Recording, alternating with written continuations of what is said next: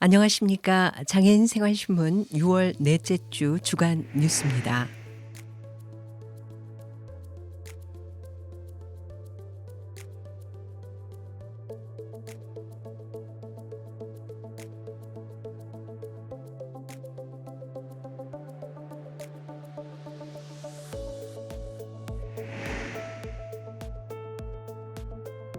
먼저 인천시가 발표한 민생경제 대책 소식입니다. 인천시가 지역경제 회복을 위한 긴급 민생경제 안정대책을 6월 24일 발표했습니다.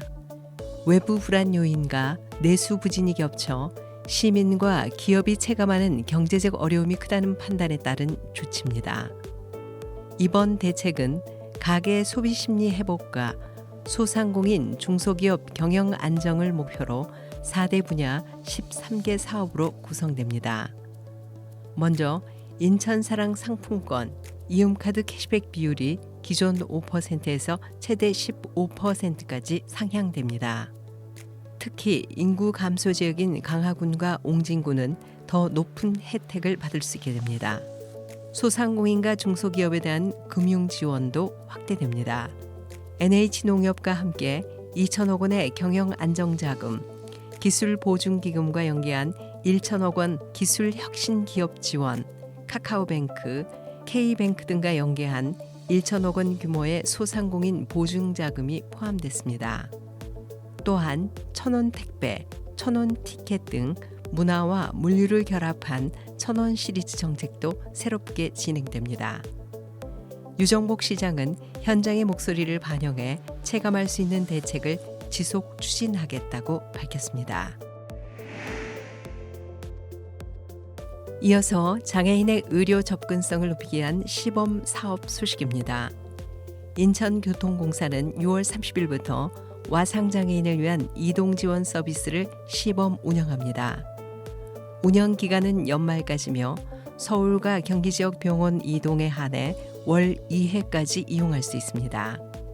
이 서비스는 고비용 사설 구급차 이용 부담을 덜기 위해 도입됐으며 전문 교육을 받은 운전원과 동승 인력이 탑승해 이동의 안정성과 편의를 동시에 확보합니다. 이용을 원할 경우 인천교통약자 이동지원센터 전화 1577-0320번으로 연락해 이용 전일 오전 7시부터 오후 4시까지 사전 예약을 해야 합니다. 이용 가능 시간은 오전 7시부터 오후 8시까지이며 와상장애 증빙 서류 제출을 통해 사용자 등록이 필요합니다. 다음은 장기 요양수급자들의 편의를 높이는 제도 개선 소식입니다. 정부가 6월 24일 국무회의에서 노인 장기 요양보험법 시행령 개정안을 의결했습니다. 이로써 장기 요양 등급의 갱신, 유효기간이 기존보다 1년씩 연장됩니다.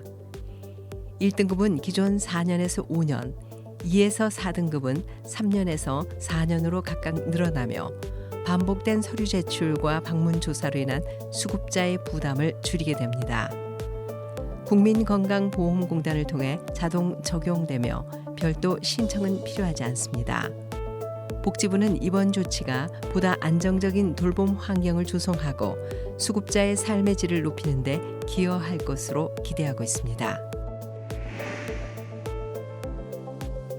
마지막으로 복지 사각지대에 대한 경고성 조사 결과입니다.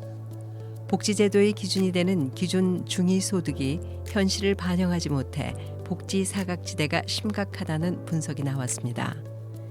빈곤사회연대는 6월 24일 발표한 보고서를 통해 기초생활보장제도 대상이 되어야 함에도 지원을 받지 못하는 비수급 빈곤층이 최소 82만 가구에서 최대 110만 가구에 이를 것으로 추정했습니다.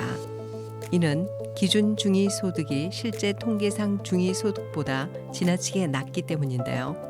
2024년 기준 1인 가구 중위소득은 정부 기준으로는 222만 원이었지만 실제 통계에 따르면 276만 원에서 320만 원까지 차이가 나는 것으로 나타났습니다. 특히 정부는 이미 2020년에 이 격차를 인지하고 6년 내 개선하겠다고 밝혔지만 오히려 격차는 더 커졌다는 비판도 제기됐습니다. 보고서는 정부가 보다 현실적인 기준 마련에 긴급히 나서야 한다고 주장했습니다. 지금까지 장애인생활신문 편집국에서 전해드렸습니다.